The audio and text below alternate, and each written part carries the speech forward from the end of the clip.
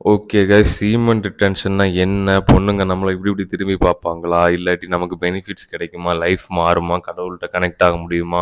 பல கேள்விகள் இந்த வீடியோல நான் சொல்லப் போறேன். ஸோ எனக்கு வாழ்க்கை எப்படி மாறுச்சு? மாறுச்சா? அப்படின்னு பல விஷயங்கள் இந்த வீடியோல நான் சொல்லப் போறேன். எல்லாரும் கேட்குற டவுட்ட கிளியர் பண்ண போறேன். ஸோ சீமன் ரிட்டென்ஷன்னா முதல்ல என்ன? ஸோ சீமன்ங்கிறது நம்மளோட விந்து, நம்மளோட விந்தணு. அத நம்ம வெளியிடாம நம்ம உடம்புக்குள்ள வச்சு பல காரணங்களால நம்ம கடவுள் கூட கனெக்ட் ஆகுறதும் சரி, நம்ம உடல் நலத்துக்கும் சரி, எதுக்கா இருந்தாலும் சரி, அது நம்ம உடம்புக்குள்ள வச்சிருக்கிறது பேர் தான் சீமன் ரிட்டென்ஷன். பிரம்மச்சாரியங்கிறது வேற. அவங்க வந்து எந்த வகையிலயுமே பொண்ணுங்க கூட இன்டராக்ட் பண்ணாம அப்படி இருப்பாங்க. அது இன்னொரு கதை. ஸோ சீமன் ரிட்டென்ஷன்னா இவ்வளவுதான்.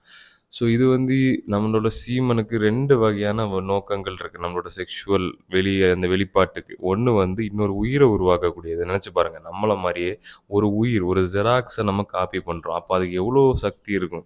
ஸோ அத நம்ம உடம்புக்குள்ள வச்சிருந்தா, அந்த எனர்ஜி வந்து நம்ம உயிரையே புதுப்பிக்கும். நம்ம உடம்புக்குள்ள வந்து நம்மளோட 3வது கண்ல வந்து நம்ம காட் கூட ஈஸியா கனெக்ட் ஆகுறது. இந்த மாரி பல விஷயங்கள் இருக்கு. ஒண்ணுமே வேண்டாம். அதுல மினரல்ஸ், புரோட்டீன் என்னெல்லாமோ இருக்கு. எத்தனையோ எத்தனையோ சொட்டு ரத்தம் இருந்தா தான் ஒரு ஒரு சீமன் செல்லே ஃபார்ம் ஆகும். அப்படி என்னவோ கூட உண்டு. 12 சொட்டு ரத்தமா அந்த மாரி. ஸோ அவ்வளோ பவர்ஃபுல்லான ஒரு விஷயம் தான் நம்மளோட இந்த செக்ஷுவல் எனர்ஜி. ஸோ நெறைய பேர் ஸ்ட்ரகிள் பண்றது, நெறைய பேருக்கு இதுக்கு பெனிஃபிட்ஸ் தெரியும். எல்லாமே தெரியும். ஆனா லஸ்ட்டுங்கிற ஒரு தீய சக்தினால அவங்க அத ரிலீஸ் பண்ணிடுறாங்க. அவங்களால அது முடியல. என்னாலயும் ரொம்ப நாளாவே முடியல. நான் இன்னுமே அந்த டீமன் அந்த லஸ்ட் வந்து என்ன ஸ்ட்ரகிள் ஆயிட்டே தான் இருக்கேன். ஆனாலும் நான் அத ஃபேஸ் பண்ணி இன்னைக்குன்னா இப்ப தான் எழும்பியிருக்கேன். மத்தபடி தினசரியா அது எனக்கும் அது கஷ்டமா தான் இருக்கும். ஆனாலும் நான் அத தாண்டி அத ஓவர் கம் பண்ணி அத பண்ணிட்டு தான் இருப்பேன். ஏன்னா தீய சக்திய தான் நம்ம நல்ல சக்திய வச்சு அத ஓவர்டேக் பண்ணணும். ஓகே, எனிவே நான் சீமன் ரிட்டென்ஷனுக்கு வாரேன். ஸோ வந்து இத நீங்க பண்றதுனால உங்க லைஃப் எப்படி மாறும்? நான் என்ன சொல்றேன்னா, ஒரு பசியான சிங்கம் தான் ரொம்ப ஆபத்தான சிங்கம். ஸோ நெனச்சு பாருங்க. நீங்க வந்து ஒரு ஃபுல்லா சாப்பிட்டு பேன்னு படுத்து கிடக்கு ஒரு சிங்கம். ஸோ அதுட்ட மாட்டணும்னு நெனைப்பீங்களா? இல்ல 4 நாள், 3 நாள் சாப்பிடாத ஒரு பசியான சிங்கத்திட்ட மாட்டணும்னு நெனைப்பீங்களா? கண்டிப்பா அந்த ஃபுல்லா சாப்பிட்ட சிங்கம் தான். ஏன்னா பசியான சிங்கம் வந்து வேட்டையாடுறதுக்கான வசதியா உள்ளது. அதே மாரி தான் நீங்களும். நீங்க ரீகிரியேட் பண்ணாம இருந்தீங்கன்னா, நேச்சர் உங்களுக்கான எல்லா இதையுமே உங்களுக்கு தரும். ஸோ அத நீங்க யூஸ் பண்ணி நீங்க அதாவது உங்களுக்கு ஒரு பார்ட்னர் கிடைக்கலன்னா, நீங்க வந்து இத பண்ணாம இருந்தாலே போதும். அதுவே உங்களுக்கு தேவையான விஷயங்கள்லாம் உடம்புல சுரக்க ஆரம்பிச்சுரும். உங்களோட டெஸ்டாஸ்டெரோன், உங்களோட ஹைட்டு, வெயிட்டு, போனு அது இது எல்லாமே. நெனச்சு பாருங்க. சின்ன வயசுல நமக்கு அந்த செக்சுவல் இதே இருக்காது. அதனால தான் நமக்கு இவ்ளோ குரோத் கூட இருந்திருக்கு. ஒரு 13, 14 வயசுக்கு அப்புறம் தான் அந்த குரோத்தே நிக்க ஆரம்பிக்குது. உங்களுக்கு தெரியுமா? சில வகையான ஸ்பைடர்ஸ் வந்து அது அதாவது கலவையில ஈடுபட்டுட்டு இறந்தே போயிரும். ஸோ அவ்வளோ பவர்ஃபுல்லான விஷயம் தான் இந்த சீமன். ஸோ நான் இது எதுக்கு பண்ணேன்னா, ஃபர்ஸ்ட்டு பெனிஃபிட்ஸ்க்கு தான். ஓ! பொண்ணுங்க அட்ராக்ஷன் வருமா? இல்ல என் லைஃப் மாறுமா? அப்படின்னு. ஆனா பண்ண எனக்கு எதுக்கு? எனக்கு தான் எல்லாமே இருக்குது. அப்புறம் நான் எதுக்கு இத தேடி போணும்? ஆனா ஸ்டில் எனக்கும் அந்த அட்ராக்ஷன்லாம் ஃபீல் ஆகும். ஆனா நான் வந்து அதையும் தாண்டி ஒரு ரீசன் இருக்கு. அதுக்காண்டி இத பண்ணுவோம். ஒரு டிட்டாச்மென்ட். என்ன நான் ஹையர் செல்ஃபா மாத்துறதுக்காண்டி நான் இத பண்றேன். ஆனா இப்ப நான் இருக்க மைண்ட் செட் வந்து ஓகே. எனக்கு வந்து பொண்ணுங்க அப்படி இப்படின்லாம் இப்போதைக்கு வேண்டாம். எல்லாமே இருக்குது. ஆனா நான் வந்து இண்டல்ஜ் ஆக மாட்டேன். உங்களுக்கு ஒரு எடுத்துக்காட்டு சொல்லணும்னா, இப்ப ஜங்க் ஃபுட் என்ன சுத்தி இருக்குது. ஆனா வேண்டாம். எனக்கு வேண்டாம். நான் வந்து நல்ல ஃபுட் சாப்பிடுறேன். அந்த மாரி. ஸோ சிம்ரன் இண்டஸ்ட்ரியில இருக்கவங்க பொண்ணுங்கள்ட்டயும் பேசலாம், பழகலாம். அது வேற. நான் வந்து கம்ப்ளீட்டா பியூரா இருக்கேன். எதுக்குன்னா, அது ஒரு எனர்ஜி. இப்ப நம்ம எதையாவது பத்தி யோசிச்சுட்டு இருந்தா நம்ம எனர்ஜி அங்க போகும். ஸோ இப்போதைக்கு நான் ஃபுல் ஃபோக்கஸ்ல இருக்கணும்னு நான் எத பத்தியும் யோசிக்கிறது இல்ல. ஆனா நீங்க வந்து எனக்கு ஜங்க் ஃபுட் வேண்டாம். எனக்கு நல்ல ஃபுட் வேணும். எனக்கு ஒரு மாரிப்பட்ட பொண்ணுங்க வேண்டாம். எனக்கு ஒய்ஃப் குவாலிட்டி நல்ல பொண்ணு வேணும். அப்படி நீங்க தேடி போலாம். அது வந்து வேற கத. ஸோ இது என்னோட பெர்சனல் இது. நீங்க கூட அத ட்ரை பண்ணலாம். ஸோ இதனால பெனிஃபிட்ஸ் என்ன? பெனிஃபிட்ஸ் என்னன்னா, பான் அடிக்ஷன்ங்கிறது ஒரு ஜெயில். அந்த ஜெயில்லேருந்து நீங்க வெளிய வந்துட்டீங்க. திருப்பி எதுக்கு நீங்க அத தேடி போறீங்க? ரிட்டென்ஷன் பண்ணணும்னு கூட அவசியம் இல்ல. நீங்க அந்த போனோகிராஃபி தான் உங்க லைஃப்ல மோசம். ஒரு நல்ல பார்ட்னர் இருக்குது, நல்ல ஃபேமிலி இருக்குது. அப்ப நீங்க எஜாகுலேட் பண்ணாதீங்கன்னு சொல்றதுக்கு நான் யாரு? ஸோ அது தனிப்பட்ட ஒரு கோல்ஸ். ஆனா இத நீங்க பண்ணீங்கன்னா, நான் ஒரு எக்ஸாம்பிள் ஒரு டைம்லைன் சொல்றேன். 1 நாள்ல இருந்து 90வது நாள் வரைக்கும். ஸோ உண்மைய சொல்லணும்னா நானே 90 நாள் பண்ணதில்ல. ஏன்னா, அது எதுக்கு நீங்க டேஸ்ன்றீங்க? ஏதாவது ஒரு காரணத்தினால நான் வந்து அப்படி இப்படின்னு ஏதாவது பொண்ணுங்களோ இல்ல ஏதாவதுனா நான் வந்து விட்டுருவேன். அதாவது எதுக்கு? நான் வந்து இப்ப நான் இருக்கேன் கிட்டத்தட்ட 1 மாசத்துல. ஆனா, அது என்னோட கோல்ஸ அச்சீவ் பண்ணதுக்காண்டி. ஆனா நான் டேஸ வந்து கவுண்ட் பண்ண ரொம்ப ஒரு ரொம்ப ரேர். நான் எண்றதே இல்ல. சும்மா ஞாபகத்துக்கு வச்சுப்பேன். நெறைய பேர் இருக்கு. எதுக்கு நான் டேஸ் எண்ணக்கூடாதுன்னு சொல்றேன்னா, அவங்க மொத்த வாழ்க்கையுமே இந்த சீமன் ரிட்டென்ஷன் பிராக்டிஸ் மேல வைப்பாங்க. அதுதான் தப்பு. இப்ப நான் ஒரு ரீலாப்ஸ் பண்ணா கூட என் லைஃப் நல்லா தான் இருக்கு. நெறைய பேர் வந்து ரிட்டென்ஷன் தான் எனக்கு எல்லாமேன்னு சொல்லிட்டு, அது ரீலாப்ஸ் பண்ணோனே அவங்க மொத்த வாழ்க்கையும் அவங்க வெறுத்துருவாங்க. அவங்க வாழ்க்கையில அர்த்தமே இருக்காது. அதனால என்ன ஆகும்னா, 1 ரீலாப்ஸ், 2 ரீலாப்ஸ் ஆகும். 2 ரீலாப்ஸ், 3, 4, 5ன்னு ரீலாப்ஸ் ஆயி கடைசி அவங்க வாழ்க்கையில எதுவுமே ப்ளஷரா இருக்காது. பான் தான் அவங்களோட ஒரே கடவுளா இருக்கும். ஒரே தெய்வம். ஸோ அது மட்டும் பண்ணாதீங்க. உங்க லைஃப்ல ஒரு டூல், ஒரு கருவி, ஒரு இதுதான் ரிட்டென்ஷன். நீங்க அதையே சுத்தி நெறைய பேர் பண்ற தப்பு அதுதான். எனக்கு கூட இப்போ ஒருத்தங்க இருக்காங்க. அவங்க வந்து ஒரு கிளையண்ட். அவங்க கூட ரொம்ப அதுதான் பெரிய விஷயம் அப்படின்னு நெனைக்கிறாங்க. நான் அவங்கலாம் ஹெல்ப் பண்ணி இது பண்ண போறேன். ஸோ ரிட்டென்ஷன் வந்து என் லைஃப்ப எப்படி மாத்துச்சு? அங்க வருவோம். ஸோ நான் வந்து ஒரு பெரிய பான் அடிக்ட்டா இருந்தேன். அது எனக்கே தெரியல. நான் நார்மலா தான் இருக்கேன். ஆனா எனக்கு வித்தியாசம் தெரியும். அடுத்தவங்கள்ட்ட பேசும்போது, அடுத்த கான்ஃபிடன்ஸ் இந்த வாய்ஸே எப்படி இருக்காது. வாய்ஸ் என்ன எப்படி இருக்கும்? எப்படி இருக்கீங்க? நல்லா இருக்கீங்க?" அந்த மாரி ரொம்ப ஒரு நேசலி வாய்ஸா இருக்கும். நான் எவ்வளோ தான் ட்ரை பண்ணாலும் டீப்பா வராது. இப்ப நான் எவ்வளோ தான் ட்ரை பண்ணாலும் எனக்கு அப்படி வராது. ஆட்டோமேட்டிக்காவே டீப்பா இருக்கு. ஸோ என்னோட மேஸ்குலின் அந்த வந்து ஆன்மீக இல்ல, ஆண்மை அந்த மேஸ்குலின் வலி உடம்புல இருந்து எல்லாமே மாறியிருக்கு. அது அந்த வாய்ஸ் டீப் ஆயிருக்கு, மசில் மாஸ் இன்க்ரீஸ் ஆயிருக்கு, எனர்ஜி அதிகமாயிருக்கு. ஏன்னா, நான் வந்து எனர்ஜிய குடுக்கல. ஒரு அனிமல் வந்து அது வந்து இன்னொரு உயிர வந்து உருவாக்கல. அப்போ வந்து அது உருவாக்கியதுக்கான வழிய தான் அது தேடும். ஸோ இவனுக்கு டெஸ்டாஸ்டரோன் கூட குடு. அப்ப இவன் இன்னொரு பொண்ண தேடி இவன் பண்ணி அவனோட அவனோட பிறப்பு நோக்கத்த பூர்த்தி பண்ணுவான். அப்படி வந்து எல்லாமே அதிகமா தான் ஆகும். ஏன்னா வந்து இவன் என்ன பண்றான்? இவன் பிறந்திருக்கான். இன்னொரு உயிர குடுக்காம இருக்கான். ஏன்னா நேச்சரோட வழி அதுதான். ஒரு உயிர் பிறக்குது. ஒரு ஆண் பிறக்குறான், வளர்றான். அப்புறம் அதுக்கு இன்னொரு பெண் கூட பண்ணி அதோட குழந்தைய உருவாக்கி அடுத்து அது போயிட்டே இருக்கணும். அப்பதான் அந்த உயிர் வாழ முடியும். அந்த ஸ்பீசிஸ் அந்த அந்த உலகத்துல அடுத்தடுத்து போக முடியும். அந்த ஜெனரேஷன் தலைமுறை உண்டாக முடியும். ஸோ நீங்க அத பண்ணாம வச்சிருந்தீங்கன்னா, அவ்ளோ எனர்ஜி உங்க உடம்புக்குள்ள ஜெனரேட் ஆகும். அத நீங்க கரெக்ட்டா யூஸ் பண்ணதுங்கிறது உங்க கையில தான் இருக்கு. ஸோ அத பண்ணீங்கன்னா உங்களுக்கு நல்லது. ஸோ நான் ஒரு டைம் லைன் சும்மா சொல்றேன். 0லேருந்து 90 டேஸ். முதல் 1 வாரம் ரொம்ப கஷ்டமா தான் இருக்கும். டெய்லி அட்ஜஸ்ட்டா இருக்கும். உங்களுக்கு இந்த பிராக்டிஸ பண்ணவே தோணாது. ஒரு 7லேருந்து 14 டேஸ்க்குள்ள கொஞ்சம் மாறும். நீங்க எல்லாம் கரெக்ட்டா பண்ணீங்கன்னா, டயட்டு, ஃபுட்டு அது இது தூக்கம் எல்லாம் கரெக்ட்டா பண்ணீங்கன்னா, உங்களுக்கு கொஞ்சம் நல்லா ஃபீல் ஆகும். ஒரு 20 நாளைக்கு அப்புறம் வந்து உங்களுக்கு ஃபீமேல் அட்ராக்ஷன் நான் சொல்றேன். உங்க ஃபீமேல் அட்ராக்ஷன்லாம் வரத் தொடங்கும். அதுக்கப்புறம் வந்து உங்களுக்கு நல்லா பியூரா ரொம்ப அதாவது அந்த தேவையில்லாத அட்ராக்ஷன் வராது. கரெக்ட்டான அட்ராக்ஷன் வரும். அதாவது நம்மளா யோசிச்சு அட்ராக்ட் ஆகுறது வேற. அதாவது நேச்சுரலா ஒரு அட்ராக்ஷன் வரும். அந்த மாரி அட்ராக்ஷன் உங்களுக்கு வர ஆரம்பிக்கும். அது ரொம்ப நல்லா இருக்கும். பீஸ்ஃபுல்லா இருக்கும்.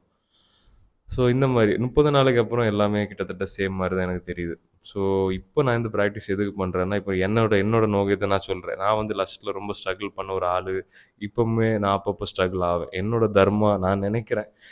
ஒவ்வொருத்தருக்கு ஒரு கர்மா இருக்கும். தொண்டை ரொம்ப இதா தான் இருக்கு. ஏன்னா நேத்து கிட்டத்தட்ட 6 கிளாஸ் எடுத்தேன் ஸ்கூல்ல. ஸோ நான் ஒரு ஸ்கூல் டீச்சர் நெறைய பேருக்கு தெரியும். 6 ஹவர் தொண்ட ஒத்த ஒத்த கிளாஸ் எடுத்தேன். அதனால தான். இன்னைக்கு தான் ஃப்ரீ. இன்னைக்கு சனிக்கிழமை. ஸோ, என்னோட தர்மா வந்து நான் லஸ்ட்ல ரொம்ப ஸ்ட்ரகிள் பண்றேன்னு நெனைக்கிறேன். அதனால அத நான் ஃபேஸ் பண்ணி அதுதான் நான் இந்த வாழ்க்கையில, இந்த பிறவில கத்துக்க வேண்டிய பாடம். ஸோ, நான் வந்து லஸ்ட் தான் என்னோட ஒரு இது மாரி. எனக்கு சாப்பாடு பிரச்சனை இல்ல. வேற எதுவுமே பிரச்சனை இல்ல. இதுதான் என்னோட இது. ஸோ, நான் அத ஃபேஸ் பண்ணி, "நீ வா, நான் உன்ன பார்க்குறேன்னு" அத ஃபேஸ் பண்ணி அதுக்கு அடுத்து தாண்டி போணும். அதுதான் என்னோட நோக்கம். அப்ப என்னோட தர்மா. அது என்னன்னா, நான் இத தாண்டி நான் அடுத்த இந்த பாடத்த கத்துக்கிட்டு, இது ஒண்ணுமே இல்லன்னு தெரிஞ்சுட்டு, நான் அடுத்த அடுத்த இடத்துக்கு போணும். அடுத்த கட்டத்துக்கு. இல்லாட்டி நான் திருப்பி திருப்பி இந்த பண்ண தப்பையே தான் பண்ணிட்டு இருப்பேன். அது இந்த பிறவிலயும் சரி, இல்ல இந்த பெரிய பிறவியில முடியாம திருப்பி இறந்து அடுத்த பிறவினாலும் சரி. அது எப்படினாலும் சரி. அதான் கர்ம பலன். இந்த உலகத்துக்கு வந்து ஒரு காரணம் இருக்கு. அத பூர்த்தி பண்ணிட்டு நம்ம மேல முக்தி அடையணும். அவ்வளோதான். அதான் நான் வந்து ஃபோன்ல, Instagramல தேவையில்லாத இதெல்லாம் சேவ் பண்ணி கூட வைப்பேன். பொண்ணுங்க இமேஜ் அந்த மாரியெல்லாம். அப்புறம் ஃபுல்லா டெலீட், அன்இன்ஸ்டால் என் லைஃப் நான் தான்னு இப்ப நான் எந்த அளவுக்கு இருக்கேன்னா, டிவில கூட ஏதோ ஒரு தேவையில்லாம வந்தா கூட நான் அத பார்க்க மாட்டேன். சப்போஸ் தெரியாம பார்த்துட்டா கூட, அது எனக்குள்ள இருக்க அந்த ஒரு ஒரு ஒரு செல்ஃப் என்னோட காட விட்னஸ் பண்றேன். அது கொஞ்சம் அட்வான்ஸ்டானது. அது உங்களுக்கு புரிய வைக்கவும் ரொம்ப கஷ்டம். ஸோ வந்து நான் நினைப்பேன், இந்த பிறவி தான் அது ஆசைப்படுது. நான் அது கிடையாது. அதுக்கு பின்னாடி இருந்து பார்க்கக்கூடியது அந்த ஆன்மா தான். இப்ப நமக்கு பசிக்குது. நம்ம அந்த பசி கிடையாது. நமக்கு வர ஒரு உணர்ச்சி தான் அந்த பசி. நம்ம சாப்பிடணும்னா சாப்பிடலாம். இல்ல புத்தா மாரி அப்படி இருக்குன்னா அப்படி இருந்துரலாம். என்னைக்காவது சாப்பிட்டா கூட ஓகே. அதே மாரி தான். நம்ம நாய், பூனை மாரி அந்த மாரி விஷயங்கள் கிடையாது. அதுதான் அரிச்சு வந்த உடனே ஓடி போய் பண்ண முடிஞ்சுட்டு. நம்ம நாய், பூனை மாரி இருந்திருந்தா கூட பிரச்சனை இல்ல. நம்ம இந்த அறிவையும் வச்சிருக்கோம் பார்த்தீங்களா? அதனால நம்ம வந்து ஃபோன பார்த்து அந்த ஏதோ ஒரு போர்னோகிராஃபி பார்த்து அப்புறம் நம்ம இது பண்றோம். அப்ப எவ்வளோ மோசம். அப்ப நமக்கு கடவுள் இந்த அறிவ தந்திருக்காரு. ஸோ நம்ம அந்த அறிவ கரெக்ட்டா பயன்படுத்தணும். ஸோ அதுதான் ஜீசஸ் முதல்ல ஆதாம், ஏவாள் அவங்க பண்ண முதல் தப்பு. ஆதாம் பண்ண முதல் தப்பு ஈவ் சொன்னத கேட்டது. ஏவாள் சொன்னத கேட்டது. So okay. அது சும்மா ஜோக் சைட் பாயிண்ட். ஸோ அந்த கடவுள் பண்ணக்கூடாதுன்னு சொன்ன ஒண்ண பண்ணது. அது அந்த பழத்த நீ பறிச்சு சாப்பிடாத அப்படின்னு சொன்னது. ஆனா பேய் ஆசை காட்டும். நீ இத சாப்பிட்டா தான் உனக்கு நல்ல இது கடவுளோட பெருசாயிருவ அப்படின்னு. அதே தான் ஆசை. உங்களுக்கு பண்ணுங்க, பண்ணுங்கன்னு பண்ணும். ஆனா பண்ணி முடிச்ச அப்புறம் எதுக்குடா இப்படி பண்ணோம் அப்படின்னு. அதான் அந்த கான்ஷியஸோட மொத்த இதுவே. நீங்க எதுவுமே பண்ணாம இருந்தா நீங்க நல்லா இருப்பீங்க. நீங்க உங்க வழியிலிருந்து நீங்க தள்ளி நின்னாலே அதுவே உங்கள கொண்டு போகும். ஸோ இந்த கேம்லலாம் இந்த மேல பிளேன்ல போம்போது அப்படியே குதிப்பாங்க பார்த்துருக்கீங்களா? அந்த மாரி தான் ஸ்பிரிச்சுவாலிட்டி. அப்படியே ஃப்ரீயா நீங்க விழுந்துட்டே இருப்பீங்க. உங்க வழியில நீங்க நிக்காம இருந்தாலே போதும். அது எப்படி இருக்கும்னா, இப்ப நீங்க அப்படியே போயிட்டே இருக்கீங்க. பேய்க்கு ஆசை காட்டும். "டேய் போனோகிராஃபி பாரு, ரிலாக்ஸ் பண்ணு." "இல்ல நான் பண்ண மாட்டேன்." அப்படி நீங்க போயிட்டே இருங்க. உங்க லைஃப் எப்படி போகுதுன்னு பாருங்க. ஸோ நீங்க சீரியஸா டிசிப்ளினா இருங்க. அதுதான் எனக்கு தெரிஞ்ச ஒரே வழி. ஏதாவது ஒரு காரணம் வேணும் உங்களுக்கு இந்த ரிட்டென்ஷன் பண்றதுக்கு. இப்ப நான் சும்மா நான் ரிட்டென்ஷன்ல இருக்கேன். அதான் எனக்கு நல்லது. வாய்ப்பே இல்ல. நான் அடிச்சு சொல்றேன் நீங்க ரிலாக்ஸ் தான் பண்ணுவீங்க. சும்மா நான் ரிட்டென்ஷன் பண்ண போறேன். அப்படி வாய்ப்பே இல்ல.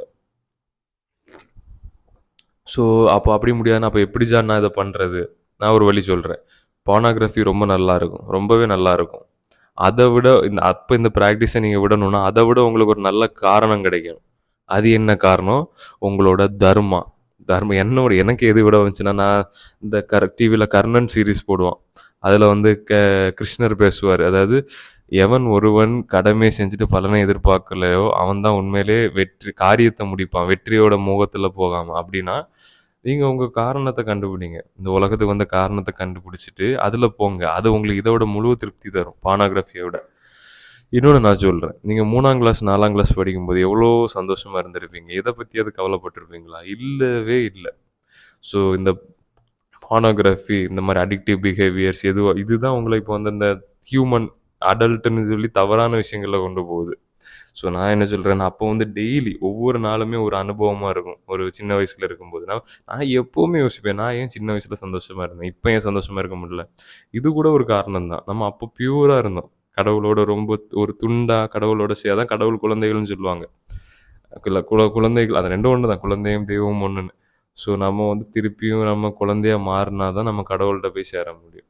ஸோ நீங்க இந்த பிராக்டிஸை நீங்க அதுக்காண்டியும் பண்ணலாம். உங்கள பியூரிஃபை பண்றதுக்கு. ஒரு தண்ணிய பியூரிஃபை பண்ற மாரி உங்கள நீங்க பியூரிஃபை பண்றீங்க. அது இது எல்லாம் உங்க உடம்பு ஃபுல்லா அப்படி இருக்குது. அதெல்லாம் அப்படி கிளியர் பண்ணி அப்படியே விடுங்க. அதாவது உங்க கான்ஷியஸ்ல இருக்கு. உடம்புல இல்லாட்டாலும். So okay guys. வேற நான் என்ன சொல்லலாம்? உண்மையிலே இத பண்ணுங்க. இத பண்ணணும்னா நீங்க லஸ்ட்ட ஓவர் கம் பண்ணணும். அத சீரியஸா எடுங்க. ஒரு நாள் நான் விட போறேன்னா, அது நடக்காது. அந்த மைண்ட் செட்ட வச்சு தான் அடிக்ட்ஸா இருக்காங்க. அப்படின்னா நான் ஸ்மோக்கிங்க ஒரு நாள் விட்டுருவேன். நான் குடிக்கிறத ஒரு நாள் விட்டுருவேன். அதனால தான் அவங்க விடாம விட்டுட்டே இருக்காங்க. இல்ல என் லைஃப்ல இது கிடையாது. இது எனக்கு நல்லது இல்ல. இத விட எனக்கு இந்த காரணம் இருக்கு. நான் இந்த நான் சூப்பரா என்னோட ஹையஸ்ட் ஆசம் செல்ஃபா இருப்பேன். அதனால நான் இத விட்டுருவேன். அப்படின்னு சீரியஸா முடிவெடுத்து விடுங்க.